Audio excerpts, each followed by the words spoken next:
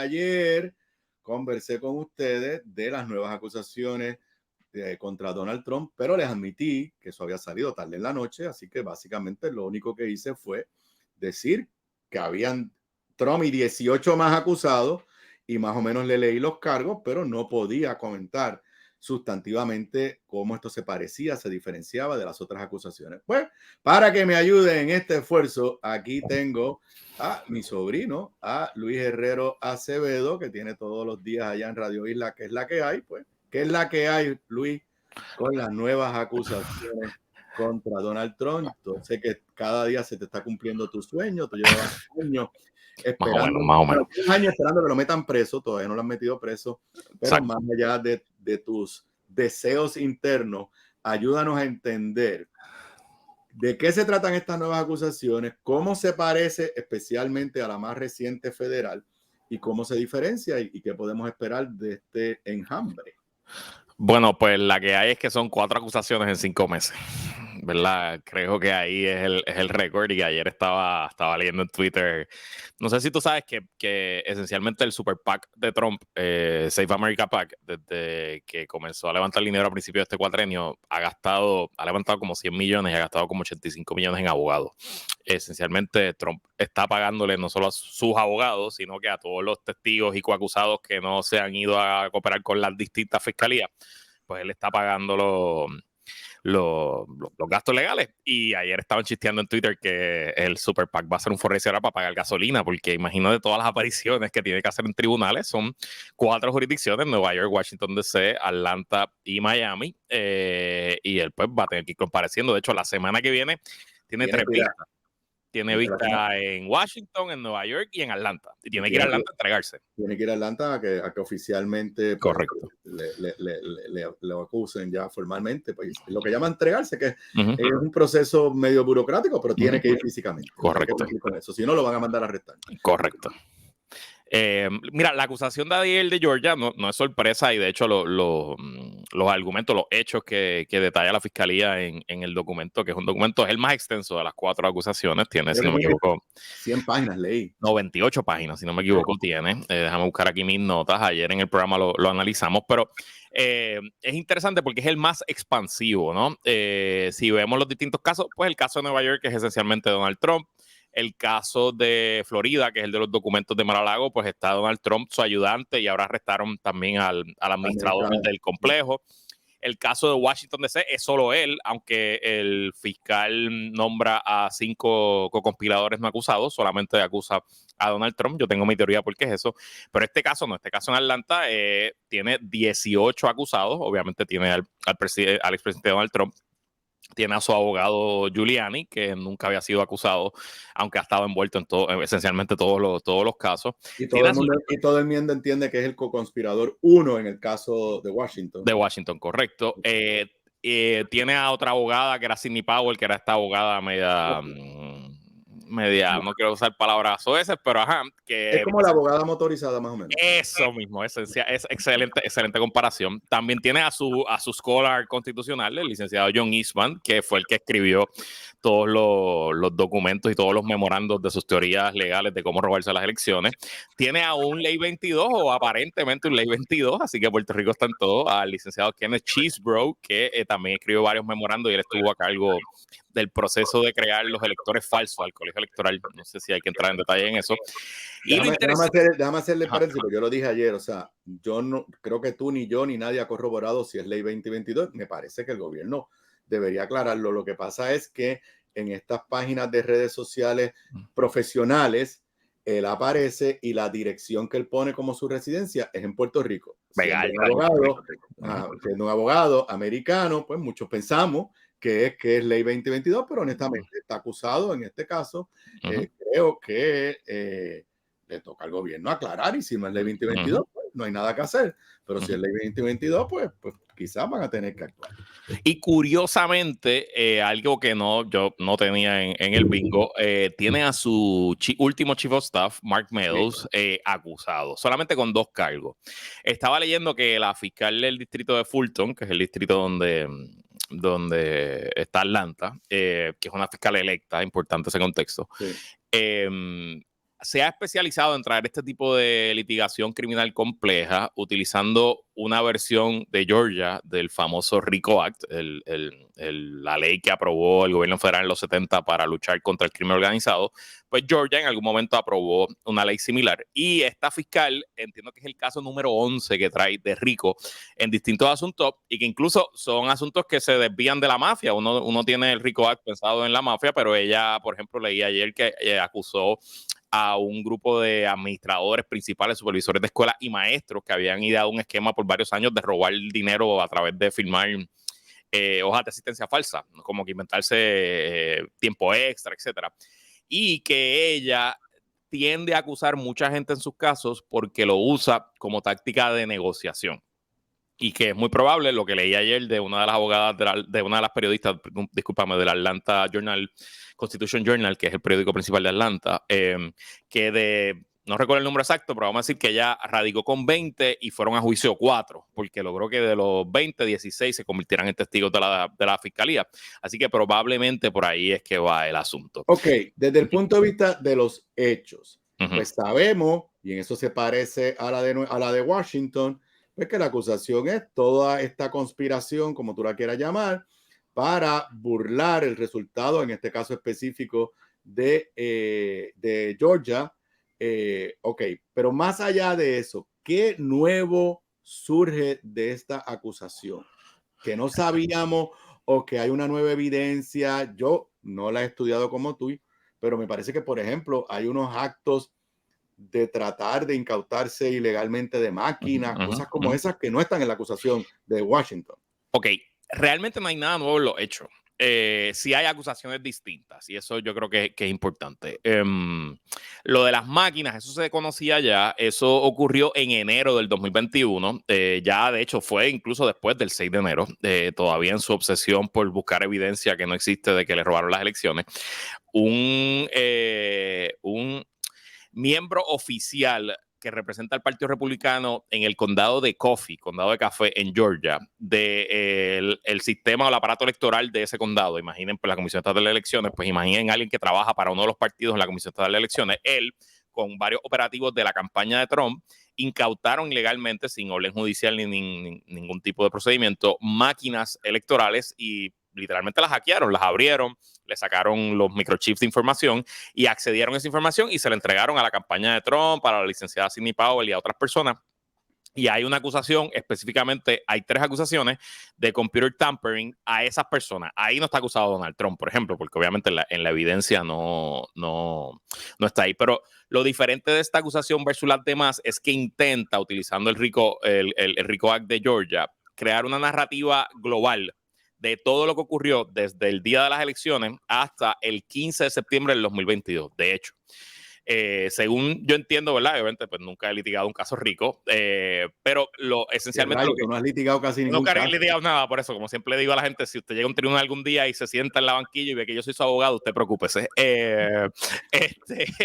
Pues esencialmente lo que la ley busca es que actos, en inglés dicen overt acts, que yo lo traduzco como actos públicos o actos que no se escondieron. Yo le diría actos afirmativos. Actos afirmativos, pues esa es una mejor traducción, por eso soy el profesor de Derecho aquí. Ya usted sabe quién es. Pero esencialmente lo que le permite al gobierno el RICO Act es tomar esos actos afirmativos que pudieran parecer inconexos o que la evidencia no prueba todas y juntarlas en un solo acto y decir, mire, jurado, aquí yo tengo evidencia suficiente de que esto es una conspiración continua que constituye una empresa criminal que recogía a todos los actos de todas estas personas.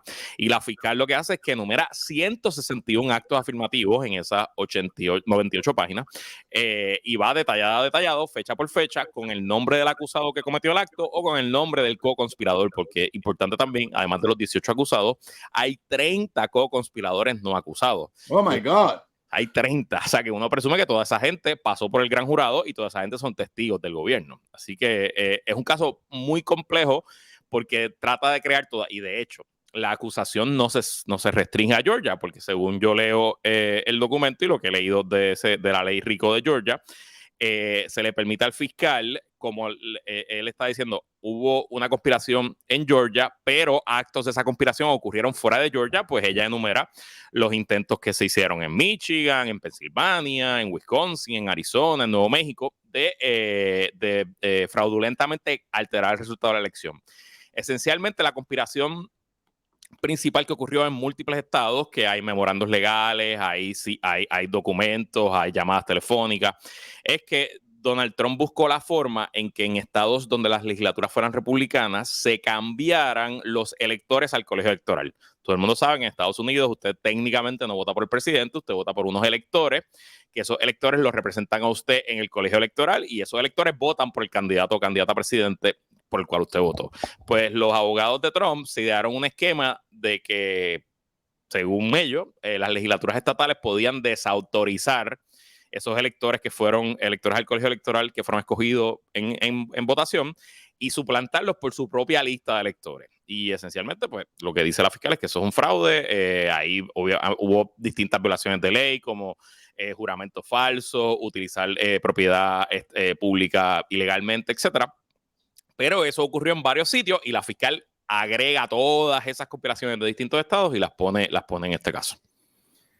Inclusive vi que en algunos de los acusados, corrígeme, o uno de los acusados, básicamente su acto afirmativo o uno de sus actos afirmativos es que acusó de fraude a dos empleadas, Correcto. madre e hija, dos empleadas y lo cual era totalmente un embuste y hasta por eso lo están acusando. O sea que tiene como que muchas actuaciones que no necesariamente están vinculadas a Donald Trump como tal, pero que están motivadas por la estrategia de Donald Trump y sus abogados de acomodar al lugar, conseguir con lo que digo, y esto comienza con la famosa llamada que la grabó, o sea, si el secretario de Estado de Georgia, que es republicano y que es el que preside los procesos electorales, no hubiera grabado aquella llamada donde Donald Trump le dice necesito siento que sí o aquí 1000 votos, que es uno más de lo que es necesario para ganar, pues quizás no hubiéramos, nada de esto hubiera pasado.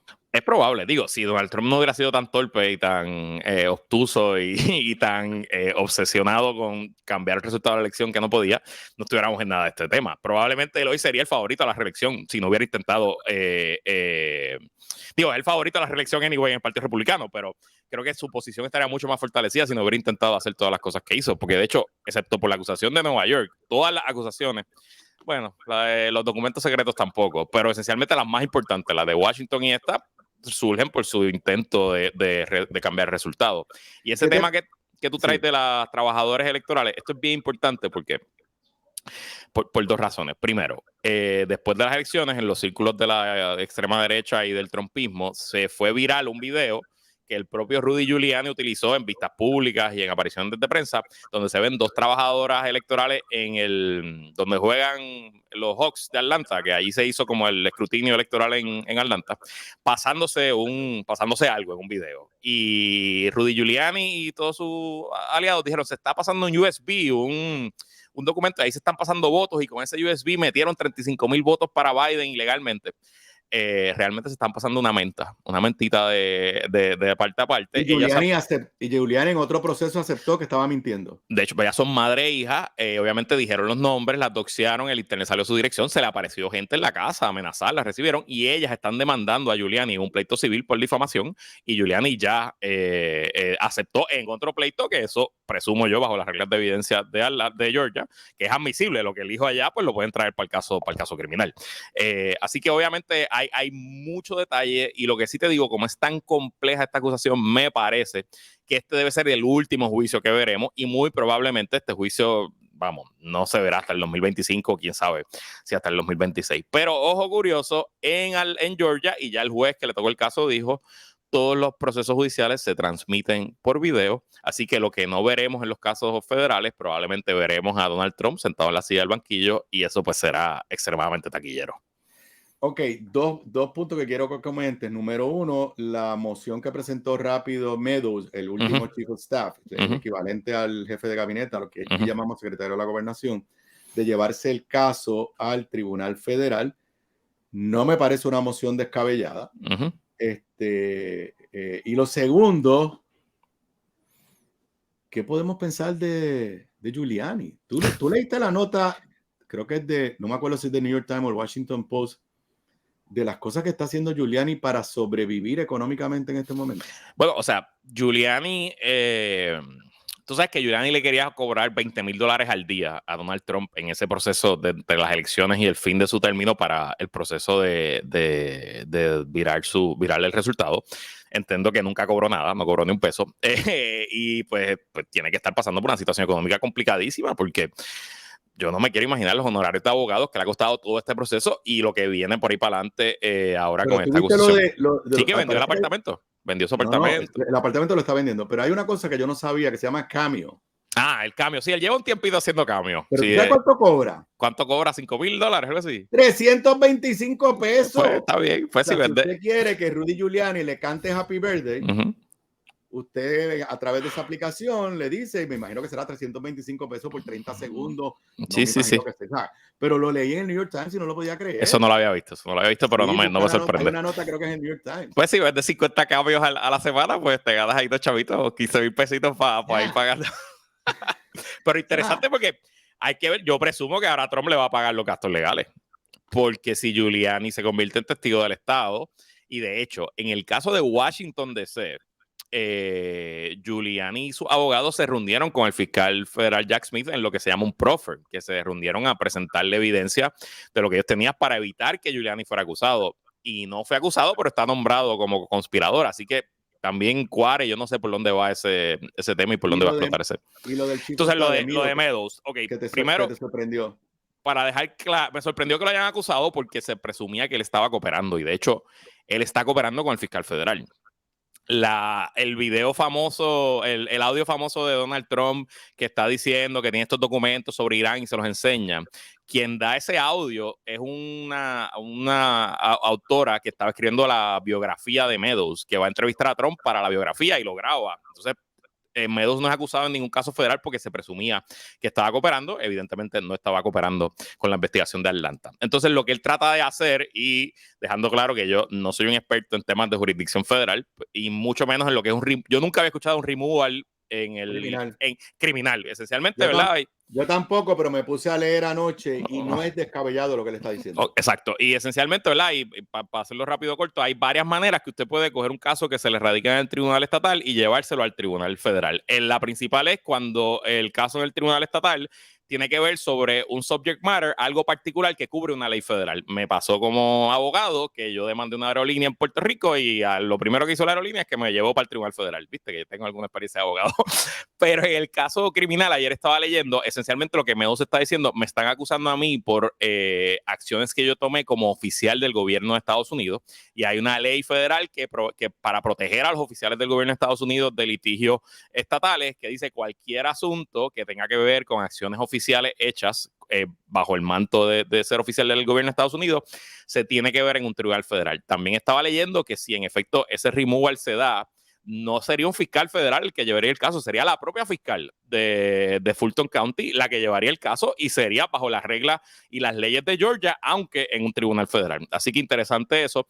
En el caso de Nueva York, ya Trump intentó que le removieran el caso al Tribunal Federal en Manhattan y ya el Tribunal Apelativo del circuito le dijo que no. Pero ahí recordemos que la acusación tiene que ver con cosas que él hizo cuando era candidato, por ende no tenía nada que ver con su presidencia. En el caso del Chief of Staff, todo es cuando él es Chief of Staff. Correcto. Y básicamente su defensa sería, yo simplemente estaba haciendo lo que se supone que haga un Chief of Staff en su función federal. Pero muy interesante, no sabía ese dato que tú dijiste, que el caso se movería al Tribunal Federal, pero que sería la fiscal estatal del Estado la que llevaría el caso. Increíble. Increíble. Bueno, por ahí puso Anabel que si tú crees que lo vamos a ver de anaranjado. Bueno, ok, ¿verdad? Y vamos a darle fast forward y diga, yo presumo, y este es el schedule como yo más o menos lo veo, ya tenemos fecha, el juicio en New York es en marzo, el juicio en Florida es en junio, falta que le pongan fecha al juicio de Washington DC, la fiscalía pidió que sea en enero, los abogados de Trump todavía no han radicado su moción con su calendario, hay una vista la semana que viene, así que la semana que viene sabremos cuándo va a ser el caso en Washington. Yo presumo que el fiscal federal Jack Smith, el fiscal especial, en el caso de Washington, radicó solamente contra Trump para hacer algo bien sencillo, bien rápido. y yo presumo que él quisiera que ese fuera el primer caso que se vea. Así que veremos cómo está el calendario. A lo mejor estamos viendo un caso en enero, febrero en Washington, en marzo, abril en Nueva York, en junio, julio en Florida, y entonces pues ver cuándo pasa esto. Pero presumiendo que sale culpable en el primer juicio que lo vean. El primero. El caso de Nueva York son menos graves. Yo no creo que haya una sentencia de cárcel. Pero en los casos demás, técnicamente sí. Deberíamos verlo con un mameluco anaranjado. Habrá que ver cómo lo hacen. Estaba leyendo de personas que dicen que pudieran llegar a un acuerdo de que lo metan preso en una base militar, que es una base militar con mucho terreno, se le construye un compound particular a él, donde el servicio secreto esté ahí, él esté ahí solo, esté preso ahí. Otra gente dice que si el servicio secreto va a ir a la cárcel con él y va a estar viviendo en la celda al lado de él. Pero ok, el análisis... bateando lo que batea la Fiscalía Federal a nivel de todo Estados Unidos, que casi el 95% de sus acusaciones comienzan en convicción. Y pensando que Trump aquí tiene 2 acusaciones federales y 2 estatales, pues creo que su probabilidad de salir bien en todas es remota. Así que habrá que ver. Ahora en lo político, ¿en algún momento la base del Partido Republicano despertará o ya ese partido simplemente es un culto religioso casi satánico a la imagen de Donald Trump? Es un culto religioso y aunque queda como 30 a 40% de la base republicana que te dice que no le cae bien Trump o te dice que no, que quieren otros candidatos, la realidad es que hay demasiados candidatos dividiéndose el voto y que el culto a la personalidad de Donald Trump es demasiado fuerte y aquí estamos camino a un rude awakening de esa base o el escenario más catastrófico, camino a una reelección de un presidente que va a estar convicto. Bueno, pues esa es la que hay. Esa es la que hay. Todos los días. Me imagino que esta tarde en tu programa, mira el comentario de tu tío. Que deja ver qué puso el. Orange combina con Orange. No combina con Orange, es verdad, tienes razón. Pero a lo mejor no le dan el tinte en la cárcel, ¿no? A lo mejor esas son de las cosas que no le dan a los presos. Y me se imagino le pone que hablarás un poco más esta tarde en tu programa en Radio Isla. Sí, yo ayer hice el análisis completo del indictment, lo pueden buscar en formato podcast y esta tarde he estado leyendo algunas de las fuentes, escuchando los podcasts que son gente más enferma que yo sobre el asunto para aprender de los más enfermos que yo y por ahí tendremos lo último, obviamente cualquier cosa que ocurra. Ahora viene la parte del mocioneo, el discovery, sí. Todo ese asunto que hay siempre asuntos importantes y también dejar claro que todavía quedan varios gran jurados investigando. Se está investigando, por ejemplo, temas de fraude con el Super PAC de Trump, de cómo él pedía dinero diciendo que iba a usar ese dinero para cambiar el resultado de la elección y en verdad lo está usando por otras cosas. Quedan posibles co-conspiradores que no han sido acusados, así que quién sabe qué más. Y se nos olvidó comentar el supina a Twitter. Que se negaron a entregarlo y le pusieron hasta una multa y acabamos de descubrir que tienen los mensajes privados, los direct messages de Twitter, o sea, no lo que está en público, lo que aparentemente se estaba comunicando con sus seguidores. Esto es bien importante porque Donald Trump es famoso por no escribir emails. Sí. Él no deja evidencia escrita en ningún sitio, él todo lo hace por teléfono, él destruye sus notas, pero aparentemente en Twitter en ese momento, aunque yo no siguiera a alguien, esa persona me podía enviar mensajes privados. Donald Trump seguía como a 19 personas nada más, pero yo presumo que en esos DMs había millones de mensajes privados y aparentemente o él o las personas que manejaban su Twitter, que eran varios, estaban teniendo conversaciones con distintos grupos y obviamente pues son una evidencia poderosísima porque la evidencia de Twitter no solo son tus propias palabras, es que el lugar donde estabas cuando lo enviaste, la hora en que lo enviaste, y entonces pues probablemente el fiscal puede montar un minuto a minuto bien detallado y validando con las propias palabras del presidente Donald Trump, porque le tocará entonces a la defensa de Donald Trump decir, no, eso no fue él, eso fue su jefe de redes sociales, o eso no fue él, eso fue el ayudante, el bodyman que lo acompaña. Está complicado. Y lo interesante también es que Twitter peleó el subpoena y no quería enviar la información. Eso está de lo más interesante. Y le pusieron una multa porque se tardaron en enviarla. Sí, correcto, $350,000, que no es poca cosa para una multa de un tribunal. Sí. Bueno, pues nada. Te veo pronto. Un placer. Nos vemos prontito y ya saben, de lunes a viernes en Radio Isla a las 5 de la tarde, que es la que hay. Ok, cuídate mucho. Hasta luego.